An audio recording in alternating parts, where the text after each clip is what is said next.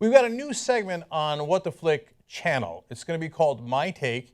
It's going to be basically our single take on movies from non-professionals like me.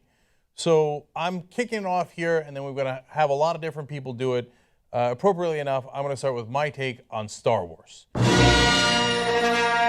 Now, there's some nuance to this review overall, but mainly I just want to say, holy shit, I loved it. I was a little surprised. I expected to like it, but it turns out I loved it.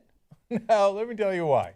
It's not like it didn't have issues. I thought it would be good because J.J. Abrams is a great director, but when he redid Star Trek, he did a great job with it, but it was as fun as the old Star Trek without being as cerebral, and that was part of what was great about Star Trek. Now, Star Wars, I think, is a little bit of a different animal, but I thought he kept the essence of Star Wars better than he kept the essence of Star Trek. Now, Star Trek, he made a lot of old school references, which he did in Star Wars as well. In fact, that would be my main criticism of this Star Wars, The Force Awakens, which is that it was too derivative. Lots of references to the first Star Wars. By the end, I was like, dude, I got it. You got to give me something new now, right? But again, these are mild criticism. Overall, it was fantastic. In the next movie, he's got to give us new material. That's definitely true. And then there was plot points where they were kind of glazed over it. R2-D2, oh, by the way, spoiler alert, I'm going to talk about some of the movie. If you didn't see it yet, just keeping it real here, okay? R2-D2, yeah, he's asleep for a long time. Oh, just when we need the rest of the map, he wakes up. Why? I don't know. We needed him to wake up at that point in the movie. There was about at least 3 or 4 of those moments where I felt like they went like this while writing it. Yeah, we don't have to explain that too much. Let's just keep going. Right. Okay, now why did I love it? I was surprised to find it more emotional than I would have suspected.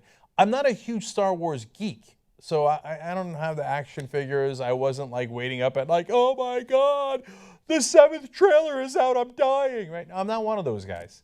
But I'm going to say the craziest thing here, but I teared up. I don't want to say a full boat crying, but I teared up 3 different times, and it was all related to Han Solo. Now, I don't want to go extreme spoiler here, but you know, if you watch it, you know what happens. That part's obvious, right?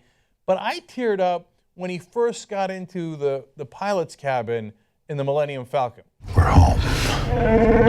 But when he got in the pilot's cabin and looked around, I was like, yeah. That's where a lot of us spend our childhood, and he loves that place. Remember who you were, Han Solo. I know I'm being a super dork after I claimed I'm not that dorky about it, but I got that feeling out of it, which means he did a hell of a job with the movie. And man, it moved. The characters were great. The guy from Girls was a little distracting. I almost wish he hadn't taken the mask off. But that being said, he was super badass with the mask on. And the fact that he was so into his grandpa and they had all those familial relations, you know, obviously, it's, again, a spoiler if you haven't watched it, Han Solo and Princess Leia's son. It was badass, man. And I walked out of the movie thinking a couple of things. One was like, yes, like I was pumped up over it. Secondly, it did what I most want out of movies, which is I came out thinking, that was a movie. That was a movie's movie, okay? Yes, that's the experience I wanted. So a hell of a job. Am I giving ratings? I mean, What the Flick show gives ratings. Should I give a rating on my take? Why not? 9.2. I don't want to overdo it. Let's not get carried away, but that is a hell of a rating. Nice job, J.J. Abrams and the whole cast and crew. The Force has indeed awakened.